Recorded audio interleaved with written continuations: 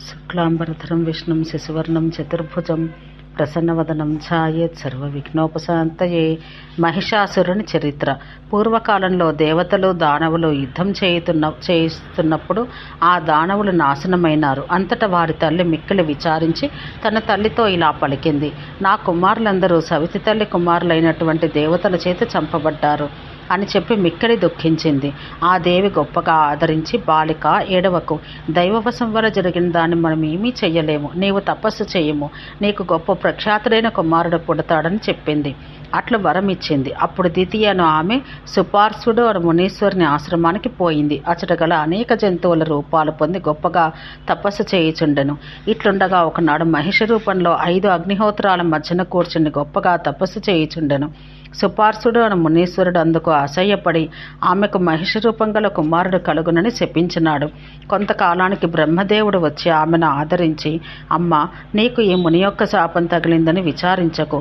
నీకు కలిగే కుమారుడు సగం మహిషంగా సగం మానవునిగా ఆకారం కలిగి ఉన్నవాడై ఇంద్రాది దేవతలను పారద్రోలి కీర్తి ప్రతిష్టలు పొందుతాడు అని వరమిచ్చి అదృశ్యమైనాడు. కొన్ని రోజులకు ఆమెకు మహిషాసురుడు అని అతడు పుట్టాడు.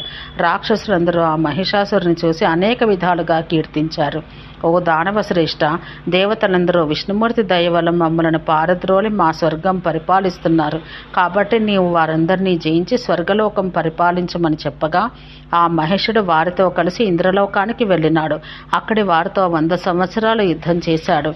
దేవతలందరినీ ఓడించి స్వర్గానికి అధిపతి అయినాడు. రాక్షసులు దేవతలను అనేక విధాలుగా పీడించుచుండరి. దేవతలందరూ రాక్షసుల యొక్క బాధలు భరించలేక బ్రహ్మదేవుని వద్దకు వెళ్ళారు. అందరూ ఒక పర్వతాన్ని చేరుకొని కథలు చెప్పుకొనుచుండరి. చివరకు విష్ణువు శంకరుడు రాక్షసుల దరికి చేరగా దేవతలు గగ్గోలు పెట్టారు. మహిషాసురుని జయించి మమ్మలను రక్షింపమని ప్రార్థించిరి. అది విని శంకరుడు మిక్కిలిగా కోపించినాడు. రుద్రుని యొక్క రౌద్రాకారంతో కూడిన ముఖం నుండి ఒక తేజస్సు పుట్టింది. అలాగే బ్రహ్మ విష్ణుమూర్తి అంగముల నుండి ఒక తేజస్సు పుట్టింది. అన్ని తేజస్సులు కూడి ఒక్కటిగా అయినవి.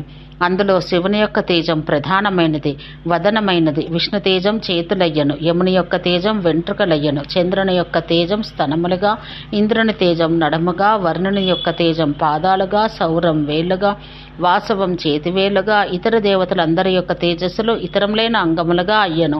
అటువంటి మహారూపం స్త్రీ రూపంగా నిలిచెను. ఆ దేవికి విష్ణువు శంకరుడు తమ తమ ఆయుధాలు ఇచ్చిరి. అటువంటి మహారూపంగా నిలిచిన ఆ దేవికి విష్ణువు శంకరుడు తమ తమ ఆయుధాలు ఇచ్చారు. హిమవంతుడు ఒక సింహం ఇచ్చాడు. ఆ మహిషాసుర మర్దిని దేవీ రూపి అయి దేవతలతో కూడి ఆ రాక్షసుని చంపుటకు సింహం నెక్కి బయలుదేరి సింహనాదం చేయగా ఆ ధ్వనికి 10 దిశలు తొట్రుపాటుపడి కలత చెందెను. భూమి అంతా గజగజా వణికిపోయింది. సముద్రములన్నీ అల్లకల్లోలమైనవి. మహిషాసురుడు ఆ దేవి స్వర్గద్వారం వద్దకు వచ్చి నిలుచుటను గూఢచారుల వల్ల గ్రహించినటువంటి వాడే ఏమాత్రం భయపడకుండా మండుతున్న సూర్యుని వలె మండిపడుతూ చతురంగ బలాలతో కూడిన వాడై ఆ దేవిపైకి యుద్ధానికి బయలుదేరను.